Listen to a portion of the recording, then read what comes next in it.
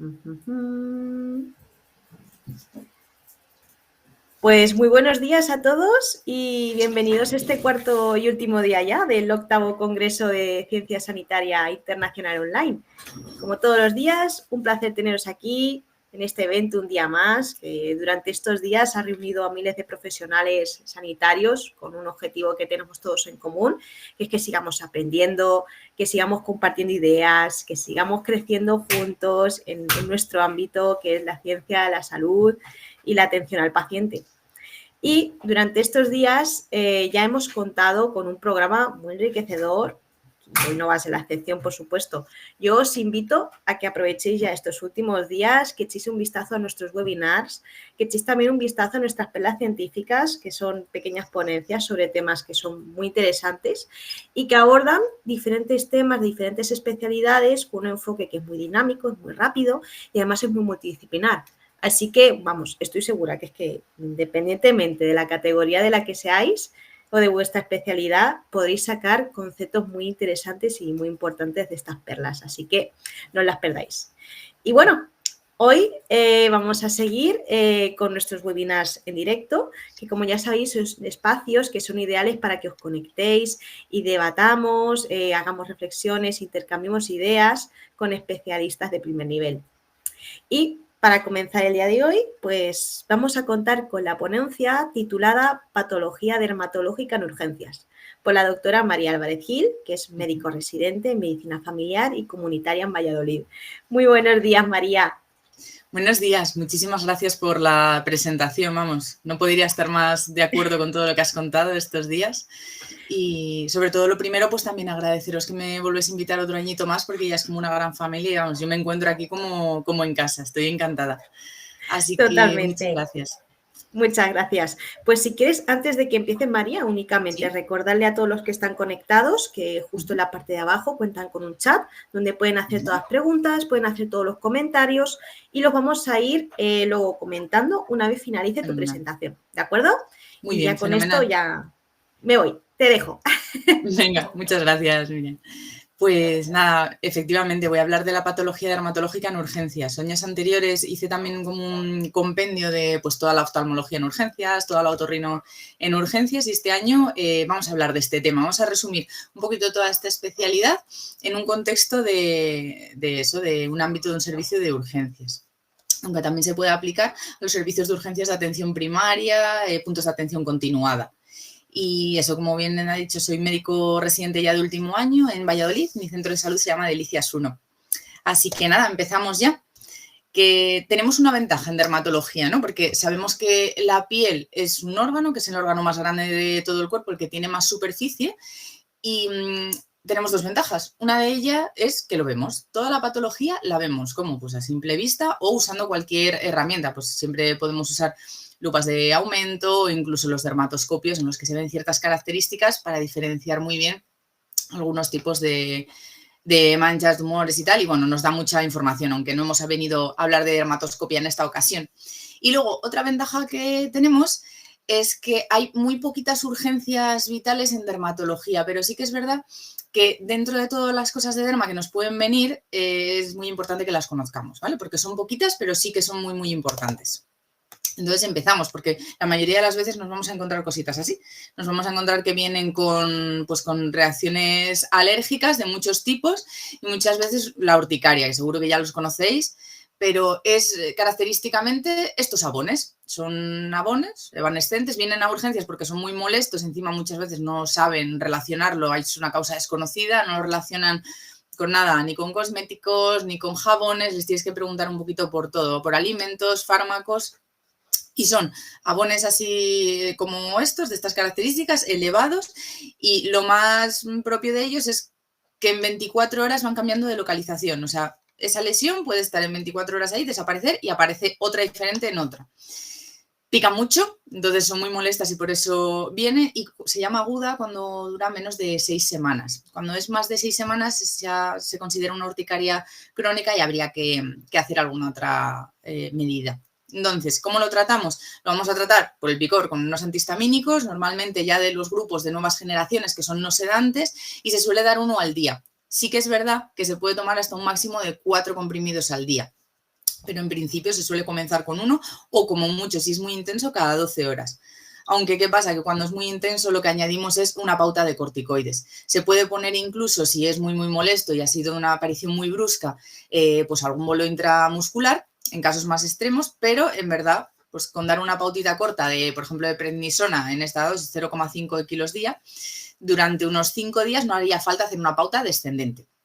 Y luego, sobre todo, si sospechamos que pueda ser algo evitable, es decir, que pueda ser un alimento, un fármaco, algo que pueda corregir y evitar y que no se le vuelva a repetir, sí que citamos con alergología. La mayoría de las veces ya digo que la causa es desconocida, el paciente no lo sabe relacionar, les pasa muchas veces. Y importante, ¿cuándo derivamos a derma entonces? Pues sobre todo cuando es más de 6 semanas de una urticaria o de varios brotes y que no responda a las dosis máximas de estos fármacos que hemos dicho, es decir, o a 4 antihistamínicos al día o que sea una aguda pero que le estemos poniendo 2 pautas de, 2 ciclos de corticoide y todavía no reaccione. Cuando se manifiesta de una forma grave como es un angioedema, que no suelen ser abones, ahí ya sería diferente porque ya hay que verlo desde el principio. El angioedema es esto, es cuando tenemos este edema y puede comprometer vía aérea. Entonces, lo primero de todo decir que puede tener también muchas causas de aparición. Hay angioedemas que no van a responder ni a antihistamínicos ni a corticoides porque tienen otra vía, están mediados por bradicinina, entonces no es como que fuera una alergia. Sí que hay que suspender todos los IECAs, entonces ahí, bueno, pero ese manejo ya sería sobre todo desde alergias, dermatología. Puede ser heredado o adquirido, y cuando son los adquiridos hay una causa que los síndromes paraneoplásicos habría que descartar una neoplasia basal, que bueno, se haría pues con unas analíticas y tal, pero sí que es algo que, un tip que quiero que tengáis ahí en cuenta. Y luego, sobre todo esto, lo más importante a la hora del manejo es los signos de gravedad, porque al tener un edema, pues obviamente puede provocar edema de úvula, de glotis y comprometer vía aérea, que es lo que decíamos antes. Tratamiento, vamos a hacer un poco parecido, lo vamos a tratar como que sí que fuera vía alérgico no mediado por bradicinina, entonces le ponemos los antihistamínicos como hemos dicho antes, la pauta de corticoides, en este caso sí que mejor intramuscular o intravenoso, porque a veces incluso no vemos el edema de úvula, pero sí que en pocos minutos o horas sí que puede llegar a ello. Entonces lo tratamos de esa manera, luego le podríamos poner el corticoide oral para casa, la cita con alergología, que sí que es muy importante, y luego es eso, si tenemos signos de gravedad o de compromiso de vía aérea, estamos ya pensando que incluso, pues eso, se puede tratar de una anafilaxia, también es otra de las urgencias. ¿Qué signos de gravedad son los que tenemos? Que tenga una progresión muy rápida, que tenga signos de distrés respiratorio, es decir, pues que respire muy rápido, una hipoxemia, que esté cianótico, que cuando nosotros le auscultamos que tenga un broncoespasmo, es decir, que oigamos sibilancias, que tenga compromiso de vía aérea, como hemos dicho, o incluso ya alteraciones pues como de hipotensión, vómitos persistentes, arritmias, síncopes, ya todo eso de mayor gravedad, ¿no? Entonces ahí, además de monitorizar las constantes, poner líquidos y tal, lo más importante, adrenalina intramuscular, ¿vale? Esta es la dosis, la tenéis aquí, un máximo de 0,5, la mayoría ya vienen precargadas de 0,25, 0,5 y se pone directamente. Y lo que os comentaba, pues ya hacer un manejo del ABC de como cualquier otra urgencia, ¿no? Las constantes, reponer líquidos, monitorizar, asegurar vía aérea, un poco ya el orden que llevamos siempre. Y luego aquí, claro, pues lo mismo, sería también muy importante intentar saber cuál ha sido la causa, ¿no? Pecado del insecto, un alimento, algo, ¿no? Vale, pero bueno, en derma pues no todos son alergias o ronchas, ¿no? Tenemos muchas más cosas, que es lo que vamos a comentar ahora. Infecciones cutáneas, y aquí os pongo miles, que seguro que muchos habéis tenido. Pues, por ejemplo, una foliculitis, un forúnculo, ¿no? Los impétigos. Este es un herpes simple, un herpes zóster, una candidiasis, una tiña, miles. Pero todas estas se pueden manejar de una forma desde atención primaria y el médico de familia, pero claro, sí que quiero incidir en este tipo de infecciones. Cuando tenemos una placa roja, caliente, dolorosa, pueden ser varias cosas y entre ellas sí que tenemos que descartar 2 urgencias vitales. Puede ser que tengamos como aquí una placa roja de bordes mal definidos, que está caliente, que le duele. A veces incluso se puede ver hasta el punto de como un puntito de entrada y que a raíz de ahí el resto tiene la infección y es una celulitis. Aquí se puede tratar con un antibiótico, por ejemplo, un amoxiclavulánico. Hay muchos otros según las guías y el tipo de resistencias que haya en la zona y todo. O puede ser también, por ejemplo, una erisipela, que esto es lo que lo diferencia un poco, sigue siendo la placa tal, pero es como más rojiza y los bordes están mucho mejor delimitados, que también se trataría con amoxi y luego dependiendo de si es alérgico con otros antibióticos.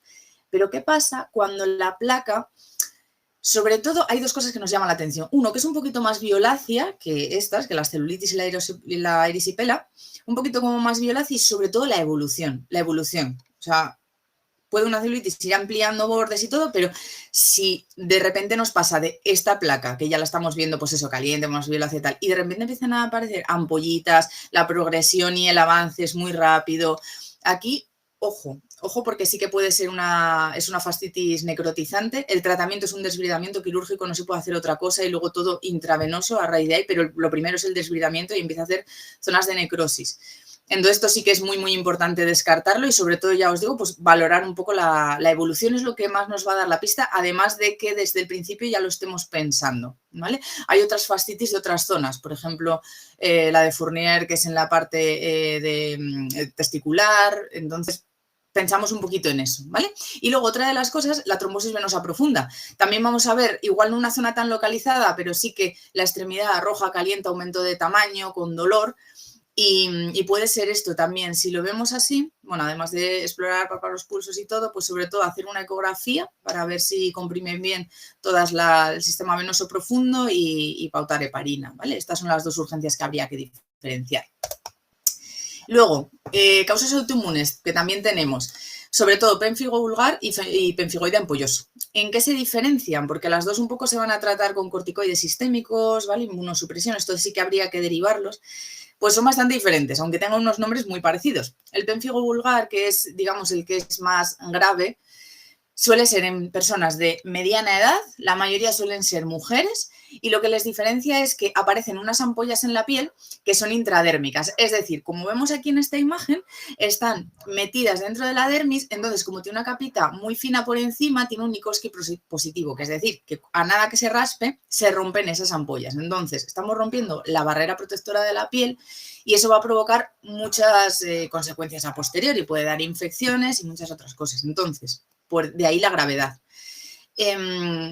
Como os comentaba, más frecuente en mujeres y sin embargo el pemfigoide es más frecuente en varones, pero que sean ancianos, también da bastante prurito y la ampolla no está dentro de la dermis, es subepidérmica. Entonces, ¿qué pasa? Tiene más capita por encima, es más tensa, se rompe menos. Entonces, tratamiento, lo que decíamos, es los dos son corticoides y habría que derivarlo. El pemfigoide, oide, como el sufijo, es un poco como imitación de, entonces es como el que imita al pénfigo y tiene algo menos gravedad que este, por eso que os comentaba. Pénfigo vulgar, aquí lo veis, son lo que os decía, esas ampollas que se rompen, por eso no las vemos, porque tiene el Nikolsky positivo, el signo, y se queda todo como ulcerado afectando esa barrera protectora de la piel y sobre todo otra cosa importante es que afecta a mucosas. Entonces, ¿qué pasa? Lo mismo, nos puede comprometer vía aérea, puede facilitar muchísimo las infecciones porque nos está afectando a la parte de mucosas. Aquí lo vemos también, la afectación en la boca. Como veis, puntitos rojos, pues importancia, gravedad, derivar.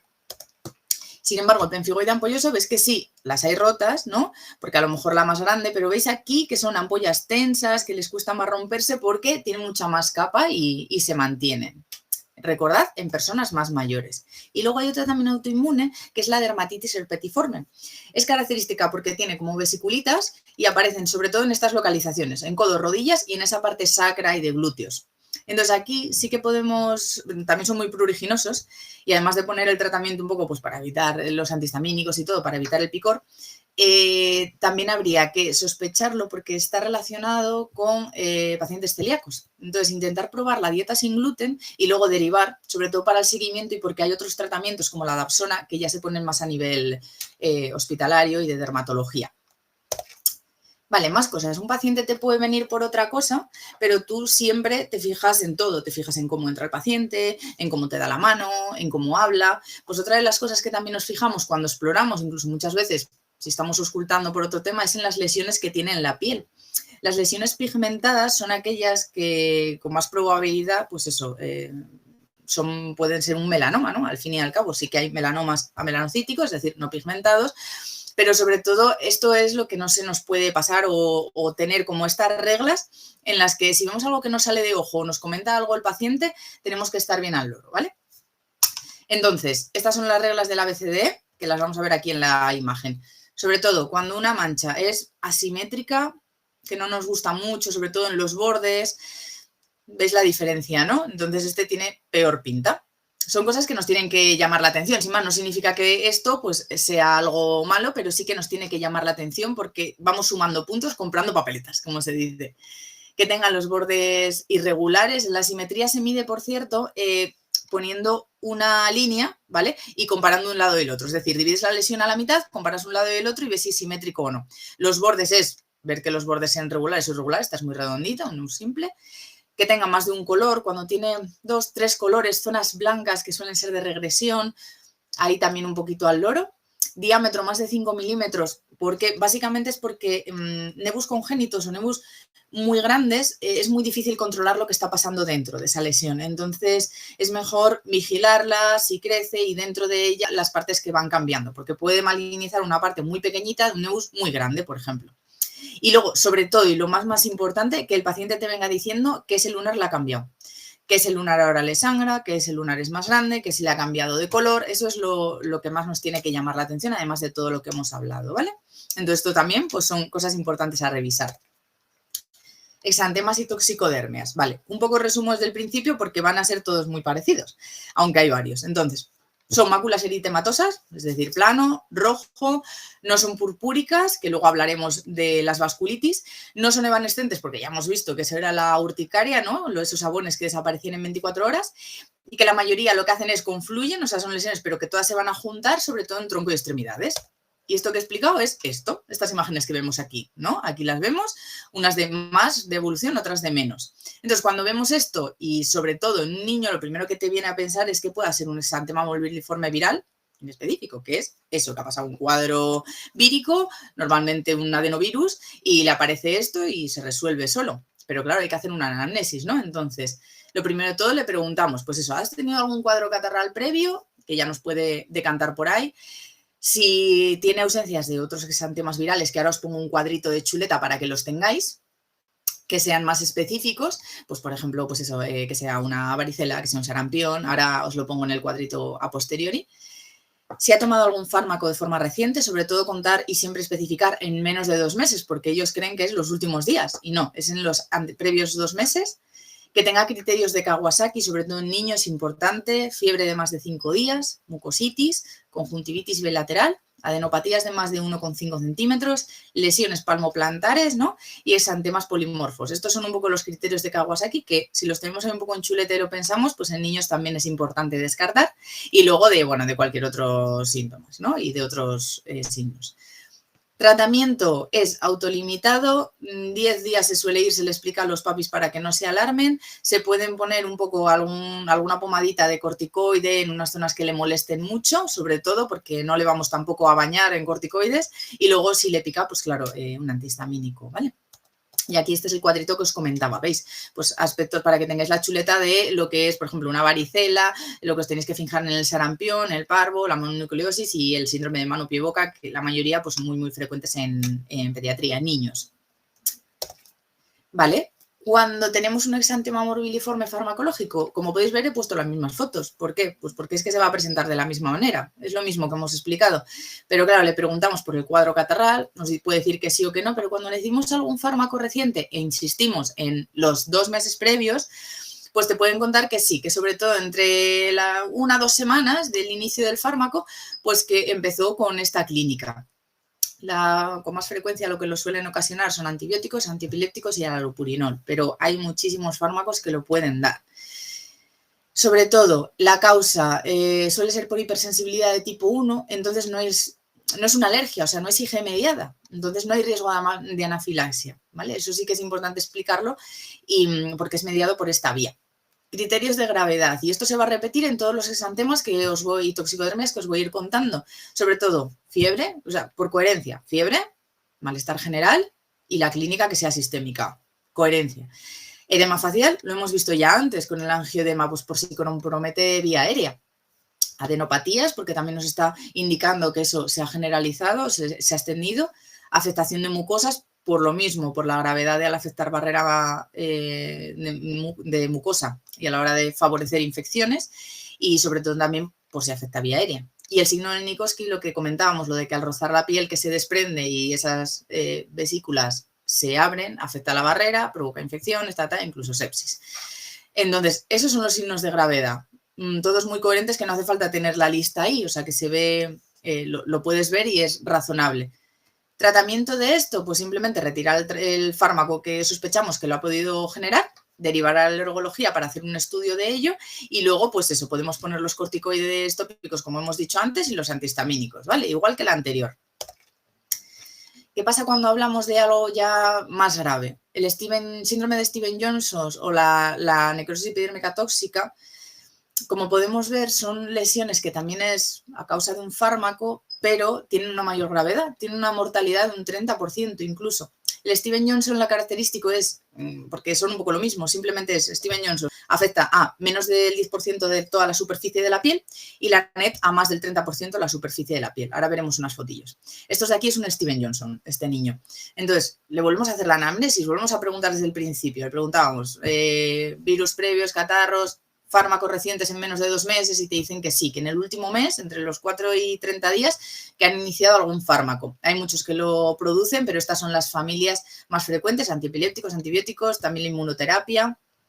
Y sobre todo también hay que pedir algunas analíticas porque pueden alterar transaminasas, hígado, puede también afectar a las defensas.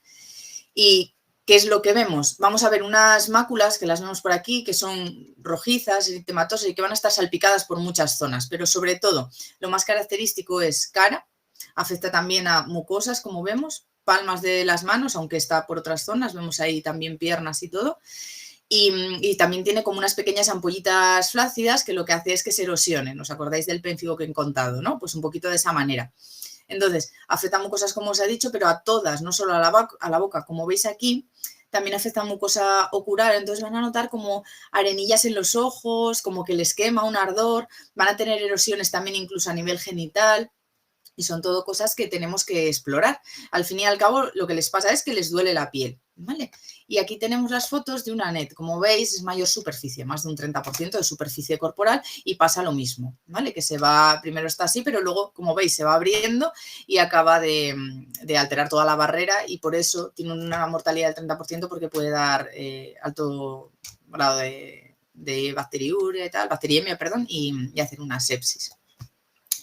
¿Qué tenemos que hacer aquí? Como he comentado, sobre todo pedir una analítica también para estudiarlo, tener en cuenta todo esto, retiramos el fármaco y luego derivar urgencias para todo, para hidratar, dar analgesia, se va a necesitar corticoides intravenosos, incluso ciclosporina. Otro de ellos es el síndrome de Dres. Seguro que lo habéis oído alguna vez, pero bueno, es una reacción también mediada por eosinofilia, ¿no? Y por algún fármaco, y le volvemos a hacer la misma anamnesis, fármacos recientes, en menos de 2 meses, y aquí hay veces que hasta se han olvidado, porque a veces incluso, pues eso, tardan muchísimo más en aparecer, entonces te dicen, no he metido ninguno nuevo, uy, con eso ya llevo 2 meses, entonces por eso es importante incidir en ello.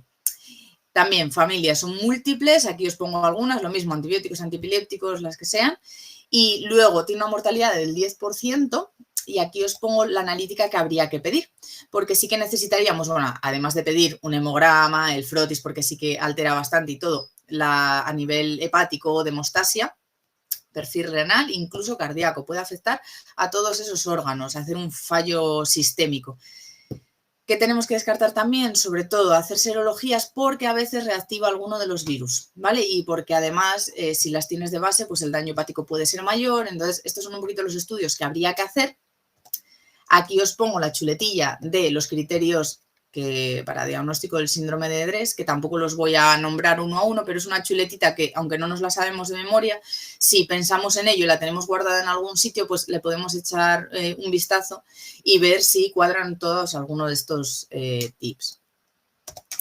Y entonces, como os comentaba, criterios de gravedad, lo que hemos estado hablando, por coherencia, fiebre más de 38,5, mal estado general, mialgias, lo que hemos comentado. Además hacen también un edema centrofacial, pero como veis, os he puesto la foto porque no se parece al angioedema, pero sí que está edematizado. En principio no suele afectar a vía aérea, ¿vale? Eso es lo que os quería decir. Y luego adenopatías, sobre todo cervicales, inguinales, y que son dolorosas. A veces son grandes y dolorosas. Todos estos son criterios de gravedad, pero igualmente, como tiene una mortalidad que os he comentado de un 10%, es algo que habría que derivar también. Y lo mismo, el tratamiento es igual que hemos hablado con el Steven Johnson, retirar el fármaco y derivar a urgencias porque necesitará corticoides intravenosos, ciclosporina y sobre todo también un estudio.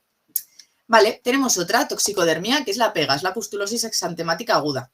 Esta, aunque a simple vista parezca como de más llamativo o más gravedad, porque de repente se llena de pústulas en zonas de pliegues, en la zona del collarete, en brazos también, entonces es muy, muy llamativo, pero tiene menos gravedad de la otra, aunque sí que se puede manejar inicialmente, pero habría que derivar para el estudio. Pero le volvemos a hacer lo mismo, anamnesis. Según vemos esto, ¿ha iniciado algún fármaco en los últimos 2 meses? Sí, y te dice, este suele ser un periodo más cortito de tiempo, suele ser en una semana más o menos, incluso hasta el día siguiente. Estas son algunas familias. Aquí también los antifúngicos también pueden influir y sobre todo ver neutrofilia y elevación de los reactantes de fase aguda, ¿vale? Signos de alarma, como comentábamos, lo mismo, la fiebre y este eritema que comentamos, pero sobre todo fiebre, mal estado general, que es lo que habíamos dicho antes. Tratamiento, mismo que hemos comentado, retiramos el fármaco, aquí sí que le podemos poner, como no es tal la urgencia, aunque sí que es muy llamativo, le podemos poner el corticoide oral si es muy extenso y luego ya le mandamos para el estudio. Corticoides tópicos también y antihistamínicos, perfecto porque les va a molestar, entonces eso le alivia mucho. Y aquí tenemos el resumen del diagnóstico diferencial de todas las toxicodermias. Aquí os los pongo un poco como para que sea más visual, ¿vale? Y veis que el síndrome de Dres es que a veces se olvidan que han metido el fármaco porque les ha aparecido muchísimo después. Entonces, pensad un poquito eso, guardaros los criterios ahí y así les echáis un vistazo si se os viene a la mente. Y aquí veis eso, la urticaria es en muy poco tiempo, la pustulosis es del que menos tiempo aparece y luego el resto ya son un poco más intermedios el rango. Vale, y las vasculitis, ¿qué son unas vasculitis? Es una inflamación y necrosis de los vasos que causas, puede tener muchísimas. Desencadenantes, muchísimos. Lo que sí que tenemos que tener claro aquí es que puede ser una vasculitis cutánea, sí, pero hay que descartar siempre, sí o sí, que no sea sistémico. Y ahora lo voy a repetir y unas cuantas veces. Ahora os describo en la foto, pero son púrpuras que se palpan, suelen estar en miembros inferiores. Es como un eritema, pero no rojo, sino como un color más violáceo, y cuando la apretamos con el dedo no desaparece. Y aquí vemos todas las características que he dicho, violáceo, se palpa más bien, cuando apretamos con el dedo no desaparece, y lo más importante, porque si es una vasculitis por sensibilidad, una leucocitoclástica, que es la cutánea solo, fenomenal, porque la verdad es que va a desaparecer solo, suele ser autolimitado, pero eso no lo sabemos de primeras cuando lo vemos. A veces es la aparición de una vasculitis que tiene una afectación sistémica y que nos está afectando a algunos órganos. Entonces hay que hacer un estudio para ver que no sea así e ir descartando. Curso, si fuera esta, es benigno, se resuelve sin tratamiento, como he dicho, pero analítica, hemograma, perfil hepatorenal, complemento, factor reumatoide, crioglobulinas, serologías, placas de tórax, porque puede tener afectación a nivel pulmonar también. ¿Y cómo lo tratamos? Si dura mucho, es molesta y justo lo hemos visto cuando acaba de aparecer, le podemos poner el corticoide oral, si es, como vemos, muy, muy extenso, aunque a veces es muy poquito y solo en la zona pretibial. Entonces, ahí no sería necesario. Y lo mismo, corticoides tópicos, antihistamínicos y pica, ¿vale? Y derivamos sobre todo, sí, yo al principio derivaría siempre para hacer ese estudio más general, que le dan el alta porque está todo bien, fenomenal, y luego se puede derivar también si tiene como varios episodios, si es bastante recurrente. Entonces os dejo varias chuletitas porque ya acabo. Entonces, anexo 1 de antihistamínicos. Aquí os dejo los antihistamínicos de segunda y tercera generación, que son los que en verdad no son sedantes o menos sedantes, porque a cada persona le afectan los fármacos de una manera. Y os pongo las dosis un poco con las equivalencias, ¿vale? Y las dosis que pueden ser diarias, aunque ya sabéis que muchos se pueden subir incluso a 4 dosis diarias. Corticoides sistémicos, aquí os pongo los corticoides según, con dosis equivalentes, ¿vale? Y según la acción que tengan. Dependiendo de lo que nosotros queramos cubrir, le ponemos de que dure unas horas u otras horas. Entonces aquí os pongo las acciones que tienen, los corticoides sistémicos y las dosis equivalencias para que sepáis más o menos uno y otro en qué rango se mueven, ¿vale? Y luego corticoides tópicos.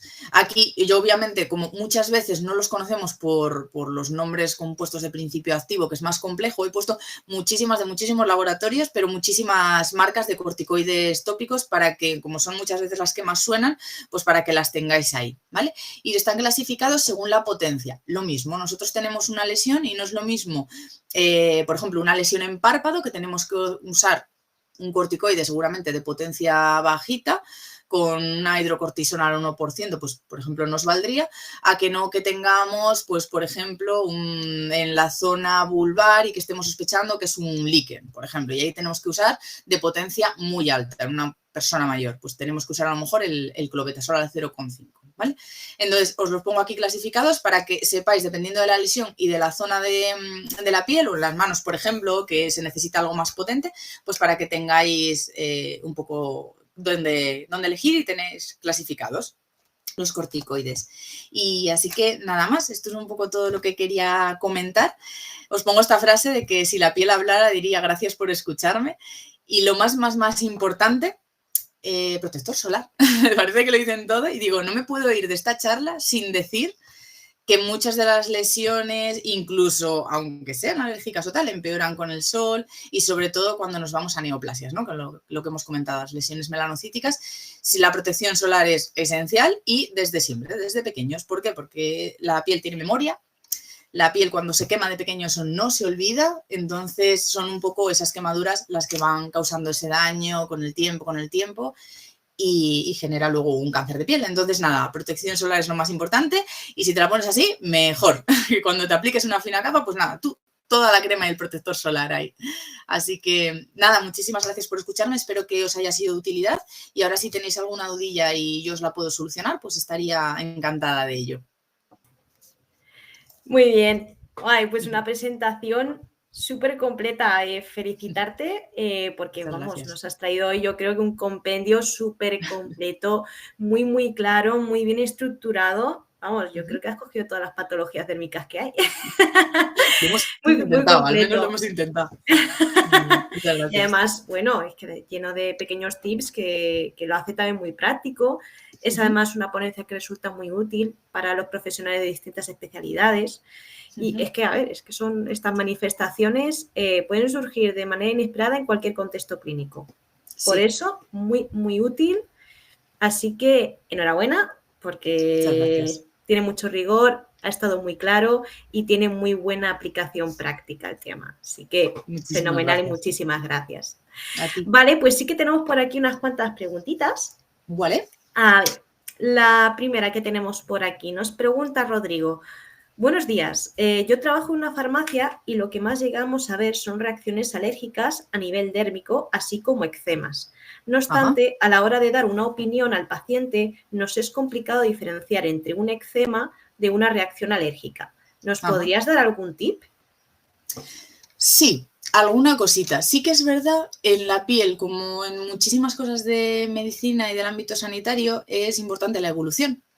Entonces, depende, es decir, el tipo de piel de la persona va a influir mucho. Es decir, una persona que ya sea propensa, que tenga una piel atópica, eso nos va a indicar un poquito más a que siempre su piel va a reaccionar de esa manera ante muchas agresiones, de forma como una más exagerada. Entonces, ahí van a ser mucho más, seguramente más probable que sean eczemas, sobre todo zonas de roce y zonas de pliegues que son como algo más sensibles. Entonces, eso puede ser más probable, pero para diferenciarlo de que sea una reacción alérgica, siempre va a ser la evolución. Es decir, si es algo que tiene una alergia general, me he comido algo, me he tomado un fármaco, siempre va a ser general. Entonces, si yo me como algo, eso me va a afectar a todo mi cuerpo. Un eczema corporal entero, rarísimo, ¿no? Si me tomo algún fármaco, lo mismo. Si es una zona de roce, que es donde pasa un poco eso, que os vienen diciendo, dice, mira, pues es que tengo aquí la zona del escote, yo no sé si es una alergia, si es un eczema, es la zona que me roza, por ejemplo, con la parte de la camiseta, ahí es más difícil diferenciarlo, pero ciertas cosillas. Uno, comienzos del sol fuerte, es decir, pensar reacciones alérgicas solares es muy frecuente y cada año más. Entonces, sobre todo en meses de abril, que la gente es cuando empieza a ponerse un poquito más de escote, en zonas de, sobre todo, cara, a veces incluso en manos y zonas de escote, pensar en eso. Luego, si verle, dice, ¿qué usas? ¿Qué usas en el trabajo? ¿Es algo que te roce, que no te roce? Eso otro. Que haya cambiado de productos, es algo muy importante. En la farmacia se lo puedes preguntar perfectamente y le dices, ¿hay algo nuevo que hayas usado en esta zona? Para saber si da una reacción alérgica local. Y luego otra pregunta que le puedes hacer también es eso, es sobre todo si ha hecho cambios de cosmética, jabones, ropa y algún cosmético, ¿no? O sea, de cremas, maquillajes, eso es lo que más lo puede dar. Al igual que en párpados. En párpados los eczemas, lo mismo. Si ha hecho algún cambio, para saber si no es alergia, y luego, si no, si tiene ojos secos, que también puede ser por eczemas, blefaritis y tal. Y es un poco, yo creo que las cositas a preguntar es que no haya alergias solares, si es una zona localizada, que no haya tenido roces o cambios de todo eso, de lavado de ropa, de cosmético, de ropa. Y luego, si no, los eczemas a mayores, que también como otra cosita a comentar, suelen ser más descamativos. Un eczema se descama, o sea, y a lo mejor son zonas que incluso ves lesiones de rascado, como heriditas. Eczema descamativo y luego lesiones más de alergias, rojas, un poquito inflamadas, elevadas. Y yo creo que así un poco, aunque a veces es muy complejo, pero son las tres cositas a mirar para diferenciar una y otra. Espero que le haya servido a Rodrigo. Me ha servido hasta a mí. Súper buena respuesta. Muy bien. Vale, tenemos otra pregunta. Nos pregunta Isabel. Buenos días. Una ponencia excelente, es muy completa y muy formativa. ¿Cuál sería el tratamiento recomendado en caso de herpes zóster que ya ha creado culebrilla y no responde a tratamiento tópico? Claro, súper importante. El herpes zóster empieza como con una, bueno, pongo la foto por aquí porque sí que había una de las fotitos por aquí. El herpes zóster empieza como con una sensación de que algo duele, algo no va bien, pica, pero al principio a veces no se ven las lesiones porque o parecen granitos súper chiquititos o duele antes de verse. Aquí le tenemos, aquí lo de la culebrilla que comenta la compañera. Entonces, lo más importante cuando alguien nos dice, tengo un dolor, aquí costar, es mirar. Es súper fácil, levantas donde duele y miras la piel. Muchas veces empiezan a aparecer eso como granitos, a veces no es tan evidente las vesiculitas. Y lo más importante son dos cosas para diferenciar un zóster. Es que solo aparece en uno a la mitad, ¿no? O sea, en línea media, no pasa la línea media, quiero decir, para explicarme bien. Como veis aquí, esta es línea media, columna, y está todo en esta zona hacia adelante, pero no va a pasar línea media ni por la parte de adelante ni por la parte de atrás. Es muy raro, ¿vale? Que pase línea media, hay casos, es verdad, hay herpes zóster diseminado en pacientes inmunodeprimidos, entonces, bueno, eso ya sería otro tema, pero lo más normal es esto que vemos aquí, así se diferencia. Y luego, una vez que empezamos a ver las vesículas, es muy importante intentar poner un antirretroviral en esos 5 días principios en los que han aparecido las lesiones, cuanto antes mejor. Entonces, hay bastantes. Está el aciclovir, pero no suele gustar mucho porque hay que tomarlo cada 6 horas, el vanaciclovir, hay otros que cada 12 es más cómodo de tomar, el fanciclovir también, pero sí que es importante que en esos 5 días intentar ponerle tratamiento, es para cortar un poco esa replicación. Y luego a mayores se puede poner también, obviamente, pues antihistamínicos si lo que genera es más prurito. Y una vez que hemos tratado el cuadro agudo, que sí que se trata así, y además de analgesia, porque a veces duele muchísimo, entonces que se tome algún antiinflamatorio, algún tipo de analgesia si tiene tensión alto y no sea AINE, pero poner también algo para el dolor. Y, importante, una vez que pasa, que se seca, hay veces que queda ese dolor residual. Cuando me comentabas que como que no respondía, es que a veces se secan las lesiones tal y el herpes, como se queda en ese nervio metido, provoca muchísimo dolor y es un dolor neuropático muy difícil de quitar, es una neuralgia posherpética y lo que hay que dar ya es otro tratamiento. Ahí ya no tenemos el herpes lo que ha producido es un daño del nervio y ahí lo que tenemos que dar normalmente se suelen dar pregabalinas más que gabapentinas, porque las gabapentinas dan otros efectos secundarios. Pero las pregabalinas lo que hacen es, a lo largo se le va poniendo en pauta un poquito ascendente para que lo tolere bien, no se maree, y lo que hace es regenerar un poco el nervio. Hay que explicarle que el dolor no se lo quita, ellos van a tener que seguir con la analgesia, pero sí que va a ir regenerando su nervio para que le quite ese tipo de dolor que es como un quemazón, un ardor, que es algo, pues eso, bastante insoportable para muchas personas.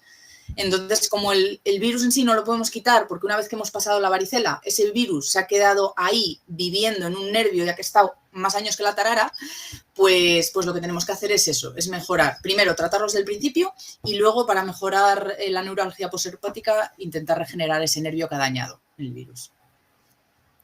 Pues súper buena respuesta, súper completa. Vale. Y tenemos también por aquí otra pregunta de Rosa María. ¿Hay alguna manera de diferenciar una vasculitis a nivel visual si es por sensibilidad o si es sistémico? No. A nivel visual, no. Es muy complicado. A nivel visual es muy difícil. ¿Diferenciar una vasculitis de otras lesiones? Sí, porque es eso, es lo que vemos aquí, es algo que es como más purpúrico, que muchas veces, hay veces que la gente dice, ¿cómo diferencias de moratones o de petequias, ¿no? De pequeñitos tal? Porque se toca, es lo que os decíamos, es palpable, tú lo tocas y luego si fuera un vasito o algo así, tú apretas y se queda blanco, pero en las púrpuras no, tú apretas y no blanquea con la digitopresión, apretas y no se queda blanco. Entonces, diferenciar una púrpura o una vasculitis, que sea una vasculitis de otras lesiones, sí, es relativamente fácil, pero por todas estas tres características que he dicho, pero diferenciarla de que sea sistémica o solo cutánea de primeras, no. Entonces, ¿qué hacemos? Como todo en la sanidad, lo que tenemos que hacer es siempre pensar en que es algo grave. ¿Qué tenemos que descartar? Lo grave. Si a mí me viene alguien con esto, yo digo, bueno, si es una cutánea me da igual, si es que se va a quitar hasta sin tratamiento, ¿qué tengo que descartar? Que sea algo grave. Entonces, claro, siempre vas a tener que hacer el estudio, siempre. No va a haber ninguna forma en la que tú te vayas a quedar tranquilo y decir, seguro que es una leucocitoclástica. No. Haces todo el estudio y cuando todo sale negativo, todo fenomenal y al paciente no se le repite, pues ya está. Ahí ya dices, pues sí, tenía razón, era cutánea solo. Vale, fenomenal. Y tenemos también otra pregunta de María del Rocío Jiménez. Nos pregunta, en una dermatitis septiforme, ¿podríamos utilizar corticoides tópicos? Porque has mencionado antihistamínicos, pero no corticoides. Imagino que como modo pregunta. O sea, que me está diciendo. Sí que se pueden usar. Se pueden usar sobre todo porque un corticoide tópico lo que te baja es la inflamación de la zona. Pero lo que más va a hacer, y supongo que me estás diciendo, obviamente, a cuando hay lesiones, ya cuando ya no hay lesiones o están secas, ahí ya no lo necesitaríamos, sí que se puede usar un poco para bajar inflamación, pero en verdad lo que más nos hace es para, digamos, evitar la replicación del virus, ¿vale? Dar el vanciclovir, por ejemplo. Y luego, a veces, cuando es muy, muy doloroso, con un brote muy, muy grande, a veces se ha llegado a dar una pequeña pauta de corticoides oral. No es lo más frecuente, pero bueno, también se puede. Y lo que decíamos, se puede dar tópico. ¿Qué pasa? No me gusta mucho dar... Bueno, ya sabéis que lo hay en distintas fórmulas. O sea, tú puedes poner desde una emulsión, una crema, un gel. O sea, hay muchas densidades para poner un corticoide. Sí que es verdad que lo que queremos es que se nos sequen esas lesiones. Al igual que la varicela, cuando tú te aparecen las lesiones al principio, por ejemplo, una varicela contagia, ¿no? Pero, por ejemplo, el zóster ya no es ese virus que vive ahí contigo y tal, pero bueno, me refiero, sobre todo lo que queremos es que se sequen, que se quiten cuanto antes. Entonces, a veces si echamos mucha crema, lo que hace es como macerarlo un poquito. Entonces no salen esas costras tan rápido y se seca un poco menos tarde. Pero vamos, se podría usar si fuera un antiinflamatorio muy fuerte, se puede poner solo por la noche un poquito. Sí que ya digo que no es lo más habitual. Muchas veces incluso ellos echan una cremita fresca, también les alivia un poco. Hay gente que tiene un zóster y no le duele. O sea, es más raro, pero dependiendo de cada uno de la tolerancia, el dolor y todo, pero sí que son bastante dolorosos. Y es eso. Y el antihistamínico no es tampoco lo más específico para el zóster porque lo que ocasiona es más bien un dolor, no un picor. No es algo como alérgico, pero a veces hay algunos pacientes que les viene bien. Esto no te va a aparecer en ninguna guía, seguro. O sea, esto te lo digo yo porque sé que algunos sí que reaccionan, pero no es algo que te venga escrito. Se puede usar en estos casos. No es algo que te vaya a dar la panacea, ¿vale? Muy bien. Pues yo creo que no hay ninguna pregunta más. Si queréis hacer alguna pregunta. Nada, yo creo que ya está todo dicho. Pues nada, con esto ya finalizamos la ponencia. Nuevamente enhorabuena. Muchísimas gracias, María, por sacar un ratito con nosotros, por esta ponencia tan completa que nos has compartido. Ya sabes que aquí tienes tu casa, la has sido desde hace años y la va a seguir siendo. Sin duda. Contamos contigo el año que viene. A ver qué tema chulo nos traes. Pensaremos. Seguro que podemos hacer otra cosita. Seguro, estoy segura. Bien.